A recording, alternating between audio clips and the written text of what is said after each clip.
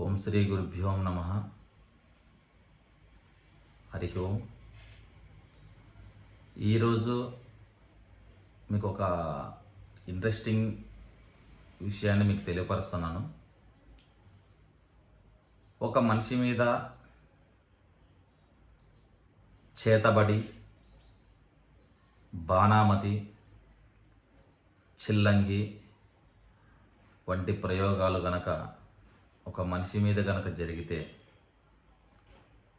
దాని లక్షణాలు మనిషి మీద ఏ విధంగా ప్రభావితం చేస్తుంది, ఇది నమ్మొచ్చా నమ్మకూడదా? ఎందుకంటే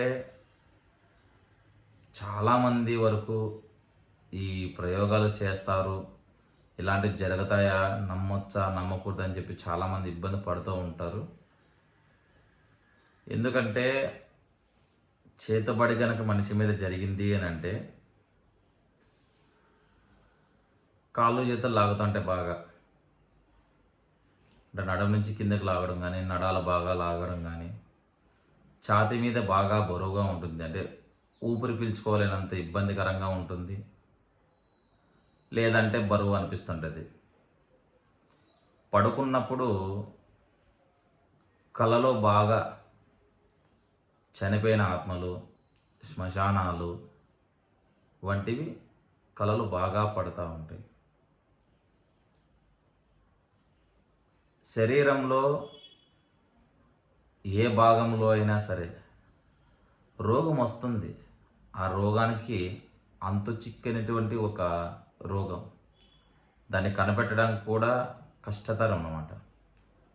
ఒక చిన్న గుల్లలేస్తే అది పెరిగి పెద్దదయ్యి చీము ఉన్న రక్తము బయటికి రావడం, కానీ ఎన్ని మనం యాంటీబయాటిక్ ట్యాబ్లెట్స్ వాడినా, దానికి ఆపరేషన్ చేసినా తిరిగి మళ్ళీ అక్కడ పుండు ఏర్పడుతుందంట. ఇది ఒక తంత్ర ప్రక్రియల ద్వారానే చేయగలుగుతారు తప్ప వేరే రూట్లో చేయలేరు. ఇలాంటి తంత్ర ప్రక్రియలు కనుక మనకు చేసినట్లయితే మనిషి మీద ఏ భాగంలో అయినా కూడా డ్యామేజ్ జరగడం జరుగుతుందన్నమాట. ఊరినే పొద్దున్న లేచేటప్పుడు పైకి లేలేరు మనిషి, ఒళ్ళు బద్ధకంగా ఉంటుంది, ఏ పనులు చేసుకోనివ్వరు.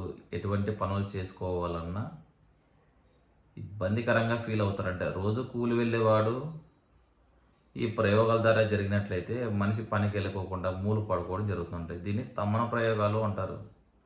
ఇంట్లో కూర్చుంటే ఎటువంటి పనులు వెళ్ళకోకుండా చేసేదాన్ని. అలాగే అనారోగ్య సమస్యలతో బాధపడేవాళ్ళు, ఎందుకు రోగం వస్తుందో తెలియదు, ఎందుకు ఇబ్బంది వస్తుందో తెలియదు, కానీ మనిషి ఎండిపోతుంటాడు. ఓన్లీ ఎముకలు వేసుకొని బాగా ఇబ్బంది, ఉన్న లావుగా ఉన్న మనిషి కూడా సన్నగా అయిపోతుంటాడు అంట. తిండి తినక, అది రోగమో తెలీదు, ప్రయోగమో తెలియక చాలామంది ఇబ్బంది పడుతుంటారు. ఇంకా మనం కొంచెం డెప్త్గా తీసుకోగలిగితే మంత్రాలతో తలనొప్పి వచ్చేలాగా చేస్తారు, మనిషి పిచ్చివాన్లాగా అయ్యేలాగా చేసేటువంటి మహానుభావులు కూడా ఇప్పటికీ భూమి మీద ఉన్నారు.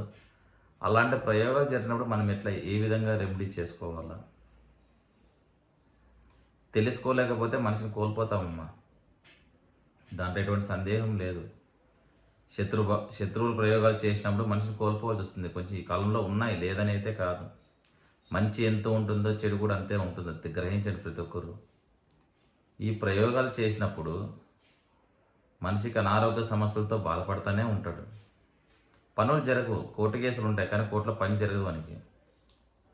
అలాంటప్పుడు ఏమవుతుందంటే స్తంభన ప్రయోగాలు చేస్తారు మనిషి మీద, పనులు జరగవు, కట్లు వేస్తారు. అవి బయటికి వెళ్ళినప్పుడే కదా మనకు పనులు జరిగేది.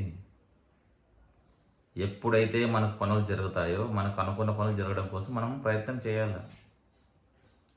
ఈ మంత్రప్రయోగాలు చేస్తేనే ఇంత ఉంటుందంటే భార్యాభర్తలు గొడవలు, తరచూ గొడవలు లేస్తుంటాయి.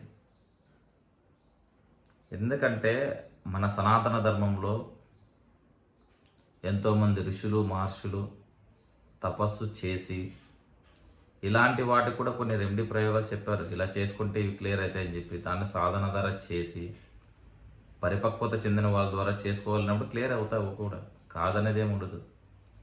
ఈ చేతబడి చేస్తేనే ఇంత లక్షణాలు ఉన్నాయన్నప్పుడు మనిషికి దీర్ఘకాలికంగా ఉంటుంది. రిపోర్ట్స్ నార్మల్ ఉంటే బాగా గుర్తుపెట్టుకోండి. ఆరోగ్య సమస్యలతో బాధపడే వాళ్ళకి రిపోర్ట్స్ మొత్తం నార్మల్గా ఉంటాయి, కానీ హాస్పిటల్కి వెళ్తే ఏం ఉండదు, కానీ రిపోర్ట్స్ మాత్రం నార్మల్గా ఉంటాయి.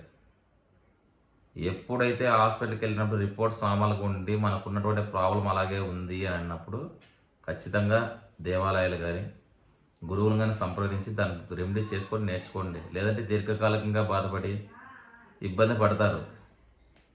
ప్రతి ఒక్కరూ ఇది తెలుసుకోవాల్సిన విషయం. ఇది దీర్ఘకాలికంగా బాగా బాధపడే వాళ్ళు ఎంతోమంది ఉన్నారు. నెలలు కాదు, సంవత్సరాలు కాదు, సంవత్సరాలు అంటే 3 సంవత్సరాలు, 5 సంవత్సరాలు, 6 సంవత్సరాల నుంచి బాధపడుతున్నటువంటి రోగులు కూడా ఉన్నారంట. కానీ ఆ రిపోర్ట్స్ అన్నీ నార్మల్గా ఉంటాయి, కానీ వాళ్ళు ఎందుకు బాధపడతారో తెలియదు.